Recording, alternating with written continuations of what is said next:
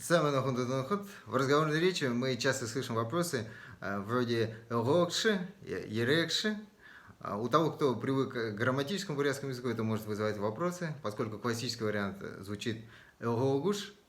Но дело в том, что в разговорном бурятском языке вопросительная частица «гу», если слово перед ним заканчивается на гласную, теряет свою гласную «у» и присоединяется напрямую к предыдущему слову. В результате получается «локша», по аналогии с частицей «б», которая в таких же случаях теряет свою гласную. Например, «хызе» и «рыбши».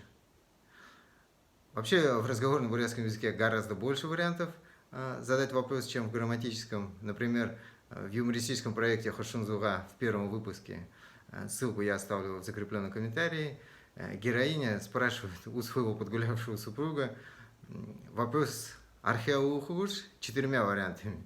Первый «археаухуш». Здесь вопрос оформляется интонационно, без всякой вопросительной частицы. «Археаухугуш» – классический вариант. «Археаухукши» – вариант, который мы только что разобрали. И «археаухукшу».